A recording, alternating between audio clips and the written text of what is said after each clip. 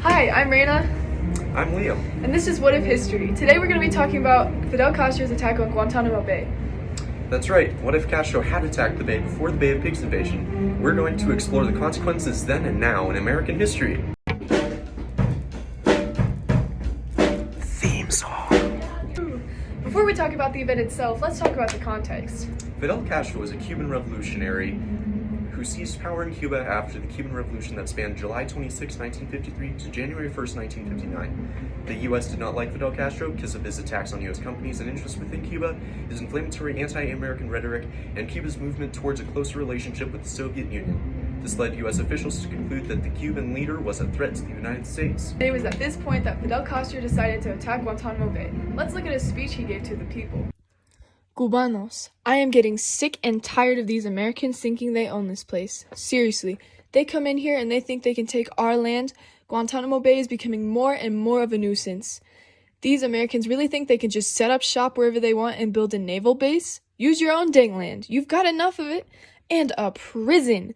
With all our own people in it too. I will not let this stand. They have left us no choice but to attack. See how they feel about that. Dang, he really believed in that, huh? Yes, sir, he did. Let's look at how the United States federal government reacted. Here's a snippet of the plan to deal with the attack on Guantanamo. The CIA proposed that the U.S. retaliate with an invasion of Cuba using unilateral action of the Army, Navy, and Air Force after they deemed their prior plans of invading with a volunteer army covertly inadequate. So they were pretty well prepared, huh? Yeah, apparently some of the people in Castro's army weren't even that confident in their own victory. My dearest Janice, things have taken a turn. I fear I may not return to you as I once promised. Mr. Castro has decided to attack the Americans' naval base at Guantanamo. He believes it is the key to get them out of here. I'm not so sure. The Americans are stronger than us, no matter what Mr. Castro says. Everyone here in Cuba doesn't know what to think. We hate the plot amendment or whatever it is, but is all-out war with the Americans really the answer? If you ask me, Castro has bitten off more than he can chew at this point. Guantanamo will be tough to crack. Anyways, I hope you're doing well, my love. I pray that I will be able to return to you one day. Take good care of yourself and little Antonito for me. Love, enormous tits. Dang, what was he thinking? I don't know, but he sure was confident. Let's look at what happened. Fidel Castro attempted to attack Guantanamo Bay on January 15, 1961. They put up a good fight, but ultimately ended up being defeated by American reinforcements and the American forces already stationed there.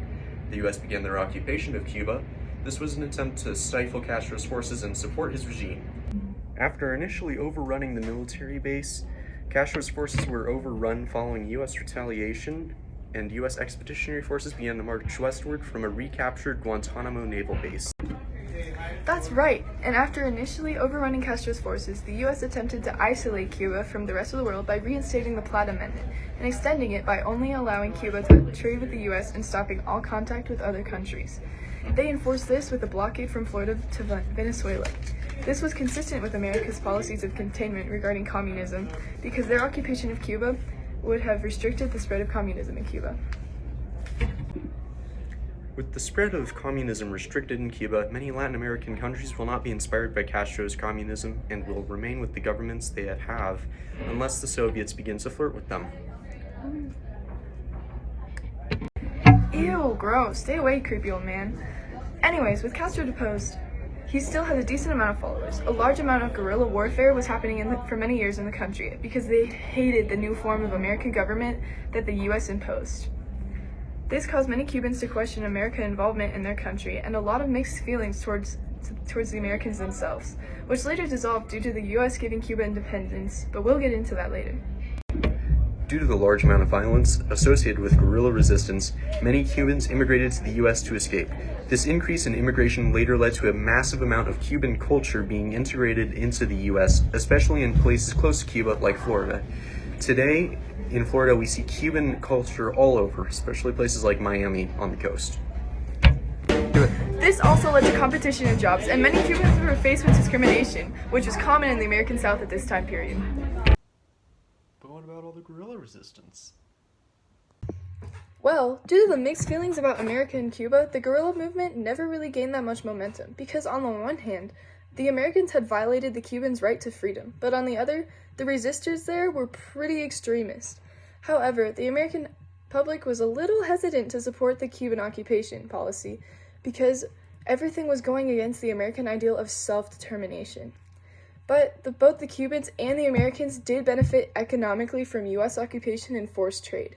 Cuba's economy gained more stability, as did its political realm. The U.S. gained more access to sugar trade and other prime Cuban exports. Interestingly enough, the Platt Amendment was only repealed in 2019 with another amendment, as seen in this document here. If only we had followed through like that in the Philippines.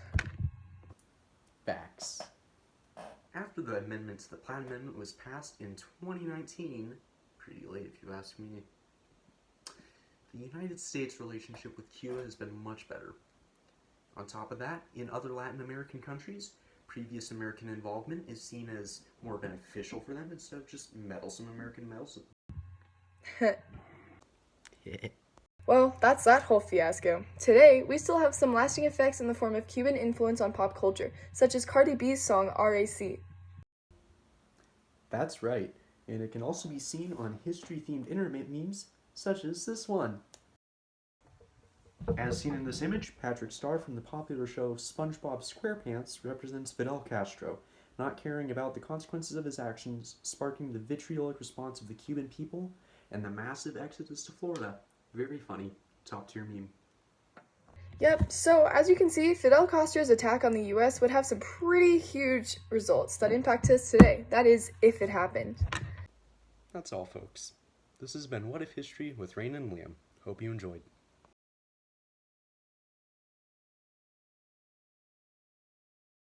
Look at what happened. On top of that,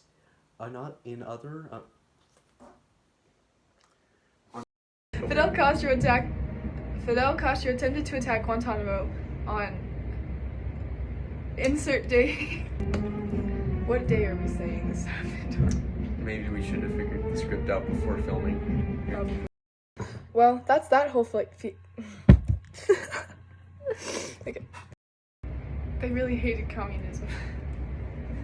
I didn't write anything past it. Yeah, the U.S. didn't like communism very much. Communism.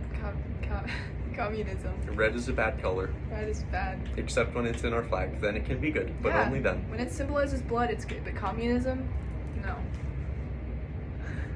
Boo. Oh my god.